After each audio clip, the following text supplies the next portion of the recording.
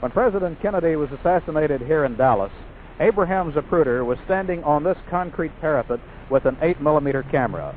And with that camera, he recorded the tragedy. Mr. Zapruder, certainly no one had a better view of the assassination than you did. Did you then, and do you now, agree with the findings of the Warren Commission? Yes, I absolutely do. In fact, I'm more convinced now because of these controversial publications coming out. I took more of a little interest to read it more carefully, and I find that the findings of the Warren Commission are more substantial than their doubts. They have no facts, no reason to believe that there was somebody else. They're just picking, or rather looking at the hole instead of the donut. Mr. Zapruder, have you taken any more movies since that fateful day here? No, I'm sorry to say, I used to be an art and movie taker, and after that tragedy, somehow I lost, I don't know what to call it, appetite or desire to take pictures. I'm sorry, I have beautiful grandchildren growing up. I love to take some movies of them, but somehow I'll have to get back to it. But somehow I just didn't have the desire to do so till now.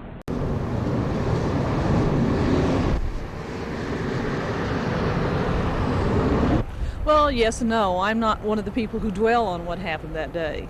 My feelings always have been we should care more about what the man did when he was alive than what he did when he was, died. And yet you stood right here with Mr. Zapruder while he rolled his famous film. Yes. You were shoulder to shoulder with him, right? We were standing up here. Can you tell me about what happened, where you were, and why you happened to be here, and what you saw? Well, Mr. Z wanted to take pictures of the motorcade, and he was down here filming. I walked up, and he said he wanted to stand up here and take pictures, and would I stand behind him and hold on to him, because he had a tendency to get dizzy on high places, especially looking through the camera lens. So he gets up here, and I stand behind him, and motorcade comes around the corner, and he's filming, and right up there at the first lamppost, it sounded like firecrackers, and the president throws his hands up, and I really thought it was firecrackers. It was like two firecrackers, right. Otherwise 2 shots, as far as I'm concerned. And I did not realize it was gunfire until the last bullet hit him right in front of us, and then there was no question because he was right in front of us, and we saw the bullet hit his head and his head explode. And you thought, my God, this can't be. Well, no, I didn't think anything, because your mind takes over at that time and you don't comprehend anything you're really seeing. It was mostly the next day when I saw the film when I actually realized what I had seen. Were you with Mr. Zapruder when he then looked at his own developed film and realized what he had? Oh, yeah. What was the feeling that he had then? I don't remember. I mean, I don't remember anybody else's feeling. I just remember mine. What did you think when you saw the film? Well, it was horrible. I only saw it that once and never cared to see it again. Something you've pretty much erased from your mind. That's right. You are sure you heard 2 shots? That's interesting. We've heard conflicting 2 shots reports. And then the 3rd shot. 2 shots and then the 3rd shot. Yeah. So a total of 3. Yeah. And you're very clear on that. Yeah. All from the same place, the same distance. The last shot sounded like a firecracker too, except it was right in front of us and I saw the damage it did.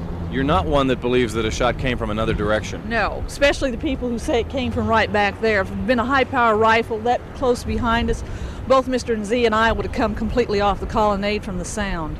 So you're sure it came from that window? Oh, yeah. I mean, not from the window. I don't know where it came from. But from that direction? It all came from over our left shoulder.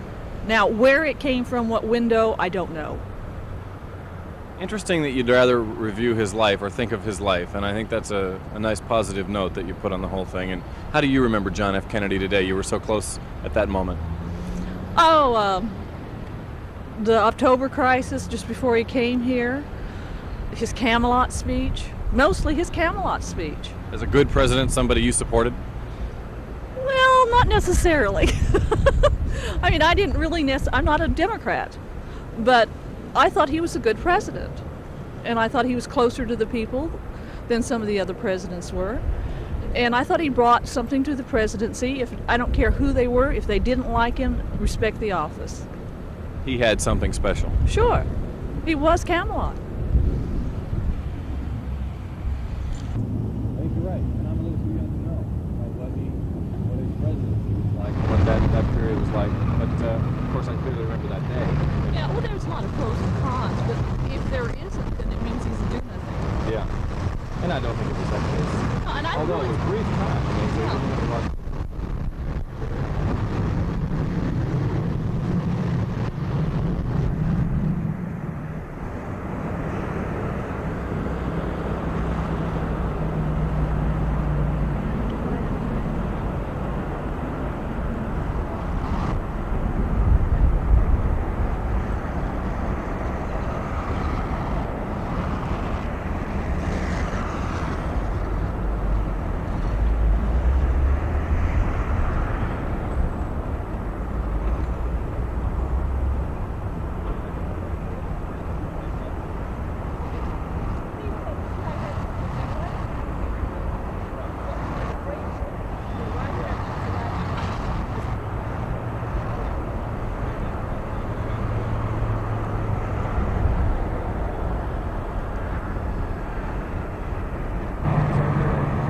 Especially if something like that had fired, you would have been certainly the.